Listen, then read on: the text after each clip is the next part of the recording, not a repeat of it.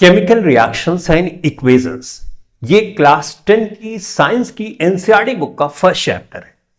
इस चैप्टर में हम एक्टिविटी नंबर 1.1 को डिस्कस करने जा रहे हैं। तो सबसे पहले इस एक्टिविटी में जो फिगर दी गई है उस फिगर को हम समझ लेते हैं, क्योंकि हमारे एग्जाम में फिगर ही एज इट इज दे दिया जाता है। अगर एक बार हम उसको देख लेते हैं, समझ लेते हैं, तो एग्जाम में क्वेश्चन सॉल्व करना हमारे लिए इजी होता है।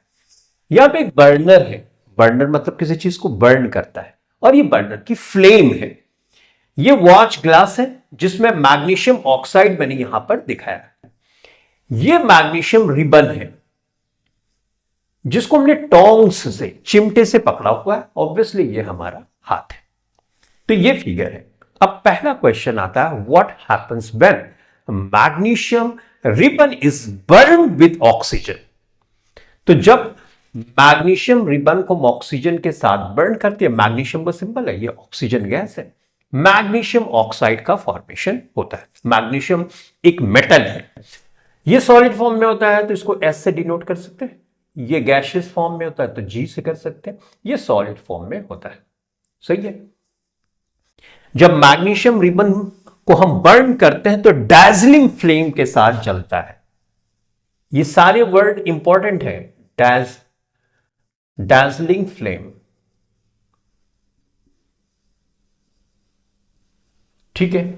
इसका कलर जो होता है, आप इसको व्हाइट कलर लिख सकते हो। सही है। dazzling फ्लेम के साथ चलता है और ये व्हाइट कलर का होता है। बच्चों, ये मैग्नीशियम ऑक्साइड है। तो जो मेटल ऑक्साइड होता है, जैसे मैंने आपको बताया कि मैग्नीशियम एक मेटल है, तो इसका जो ऑक्साइड होगा वो बेसिक नेचर का होगा। तो इसका मतलब ये क्या होगा, बेसिक नेचर, यानी बेस की तरह बिहेव करेगा।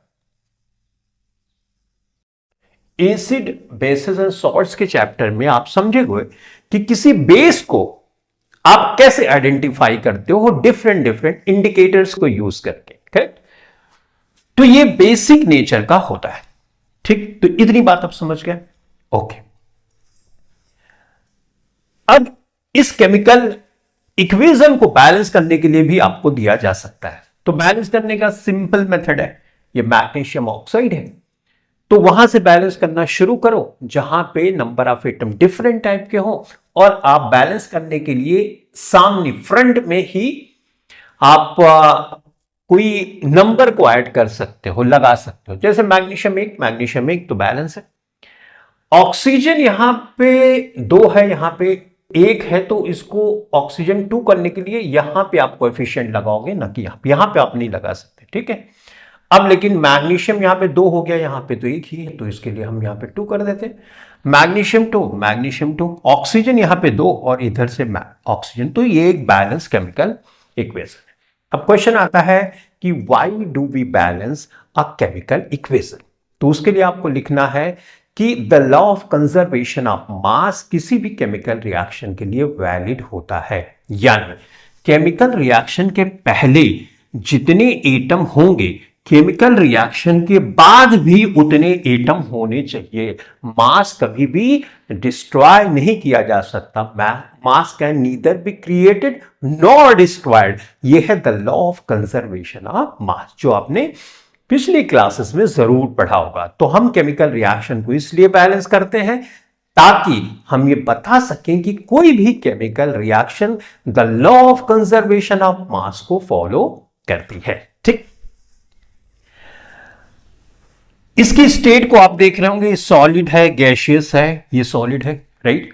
केमिकल चेंज क्या है, केमिकल चेंज में केमिकल फार्मूला बदल जाता है। यहां पे देखो मैग्नीशियम का फार्मूला, ये ऑक्सीजन, लेकिन अब ये दोनों मिला के एक नया फार्मूला बन गया, मैग्नीशियम ऑक्साइड। तो ये केमिकल चेंज भी हुआ।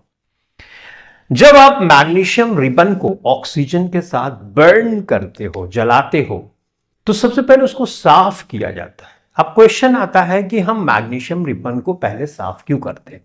देखो, मैग्नीशियम रिबन जहां पे होगा, ऑब्वियसली एटमॉस्फेयर में ऑक्सीजन होती है, तो मैग्नीशियम रिबन के साथ ऑक्सीजन रिएक्ट कर जाएगी, राइट। थोड़ी मात्रा में, लेकिन रिएक्ट तो कर जाएगी, राइट। तो रिएक्ट कर जाएगी तो क्या बन जाएगा, बेसिक ऑक्साइड बन जाएगा। ये बेसिक ऑक्साइड इसको हम बोलते हैं, बेसिक नेचर, बेसिक ऑक्साइड। तो मैग्नीशियम रिबन को हम बर्न करने से पहले उसको सैंड पेपर से अच्छे तरह से साफ करते हैं, ताकि जो बेसिक ऑक्साइड की जो परत है, जो लेयर है, वो हट जाए, धूल मिट्टी के कण है वो हट जाए, ताकि मैग्नीशियम रिबन बहुत अच्छे से बर्न। अब इससे रिलेटेड एक क्वेश्चन और आ सकता है कि अगर मैग्नीशियम रिबन को ऑक्सीजन के साथ हम बर्न करते हैं तो ये रिएक्शन एक्सोथर्मिक है कि एंडोथर्मिक? एक्सोथर्मिक का मतलब होता है कोई रिएक्शन में अगर हम थोड़ी सी एनर्जी देते हैं तो वहां पे एनर्जी ढेर सारी बाहर निकलती है। एक्सो, एक्स मतलब बाहर, एक्सो, थर्म मतलब हीट, उसमें हीट यानी टेम्परेचर का चेंज होगा और हीट ज्यादा निकलेगी। तो एक्सोथर्मिक रिएक्शन एक ऐसी रिएक्शन है जिसमें हीट बाहर निकलती है।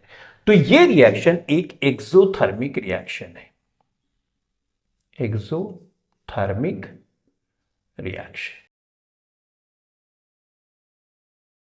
ठीक है, तो ये समझ गए। तो ये एक्सोथर्मिक रिएक्शन है, क्योंकि जब आप मैग्नीशियम को रिबन को लाओगे यहां फ्लेम के पास उसको टच करोगे तो ये हीट और लाइट देती है तेजी के साथ, तो हीट निकल रही है, इसलिए ये एक एक्सोथर्मिक रिएक्शन भी है। तो आपने क्या सीखा कि जब हम एक मैग्नीशियम रिबन को बर्न करते हैं तो उसको हम साफ करते हैं, ताकि बेसिक मैग्नीशियम ऑक्साइड की जो लेयर है वो खत्म हो जाए, धूल मिट्टी के कण खत्म हो जाए, और उसके बाद बर्निंग बहुत अच्छे से हो। जब बर्निंग शुरू होगी तो उसको दिखाने का तरीका यह है, इस तरह से हम उसको दिखाएंगे। केमिकल रिएक्शन को जो इक्वेशन के फॉर्म में हमने लिखी है उसको हम बैलेंस भी कर लेंगे। ठीक, अब जो क्वेश्चंस यहां से आ सकते हो वो सारे क्वेश्चंस मैंने यहां पर कवर कर दिए। आपसे पूछा जा सकता है इसका नेचर क्या होगा, बेसिक नेचर होगा, कौन से कलर का होता है, व्हाइट कलर का होता है, क्या ये केमिकल रिएक्शन है? हाँ है, क्योंकि इसमें केमिकल फार्मूला चेंज हो रहा है। और कोई भी केमिकल रिएक्शन अगर होती है तो उसको पहचानने का क्या तरीका होता है? या तो कलर में चेंज होगा, या तो टेम्परेचर में चेंज होगा, या तो स्टेट में चेंज होगा, या तो उसमें गैस निकलेगी। राइट, किसी दूसरे क्लास में मैं इसके बारे में आपको दोबारा से समझाऊंगा। फिलहाल यहां पे देखो टेम्परेचर भी चेंज हो रहा है क्योंकि एक्सोथर्मिक रिएक्शन, राइट, स्टेट भी चेंज हो रही है। ये तो सॉलिड फॉर्म में, गैसियस फॉर्म में, और ये सॉलिड फॉर्म में हमको मिल रहा है। राइट, तो इसका मतलब ऑक्सीजन गैसियस फॉर्म से किस में कन्वर्ट हो गई? सॉलिड के फॉर्म में कन्वर्ट हो गई, स्टेट का चेंज हुआ।